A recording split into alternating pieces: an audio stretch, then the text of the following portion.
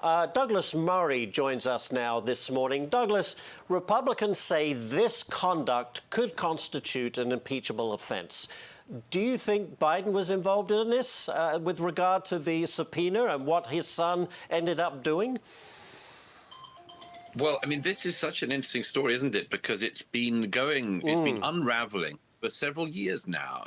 Every month we get a new development. The story comes a little closer to not just Hunter Biden, but to the president.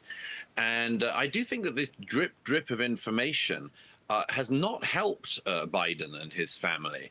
It would have been much easier if they'd have come clean earlier about things like the laptop instead of this endless sort of pretense at the beginning that it was no such thing or Russian disinformation. Then gradually, we only learned a couple of weeks ago that Hunter Biden admits it's his laptop.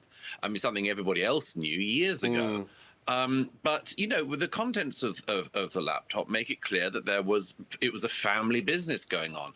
We know that, not least from the email that Hunter Biden sends one of his daughters saying, whatever you do in your life, at least I won't have to pay you a percentage of everything I earn, unlike my father. Well, just there was just a huge set of questions. And I think it has not done the Bidens any favors that they've been trying to drag this out. No, and it seems like their story continues to change as time goes on. But I want to move on to this one, Douglas. A new poll incredibly found that 1 in 5 young Americans have a positive view of Osama bin Laden, while 3 in 10 Gen Zers think bin Laden's views were a force for good. I mean, I'd like to put it down to ignorance, but that's got to concern you, right? Yeah, I am not just concerned, but amazed. I sort of sometimes think I've lost the capacity for amazement, but I am amazed. Anyone who remembers 9/11, if you'd have said to us in 2001, both of us being old enough to remember it, if you'd have said in 20 years' time, 1 in 5 young Americans will have a positive view of Osama bin Laden, I don't think we'd have believed anyone who could have come up with such a claim. I think it's several things. You say it's ignorance. That's absolutely true. But there's also one other thing.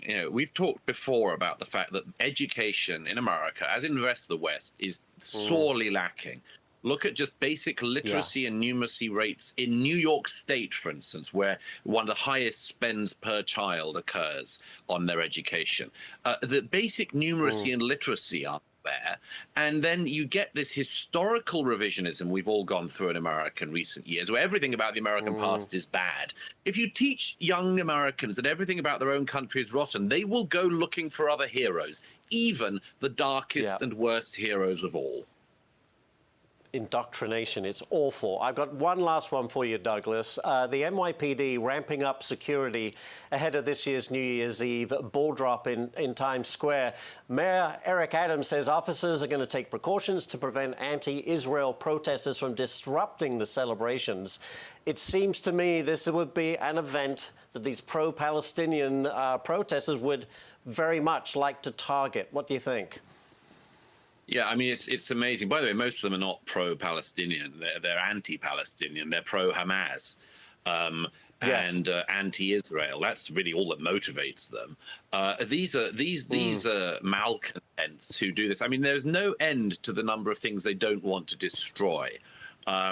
They want to destroy the happiness of people at the Macy's parade, which they did, including, by the way, several Israelis who were standing there who were pretty horrified and told me how genuinely concerned they were at the outbreak of protests there, what should have just been a nice parade. Same thing with the lighting of the Christmas tree in New York. I mean, there's nothing that these people won't do.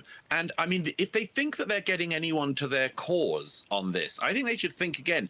These anti-Israel protesters are literally coming for Christmas and New Year. And I don't think the American public are going to warm to that movement because of that. I sincerely hope not, and I think you're right. Douglas, as always, thank you so much, sir.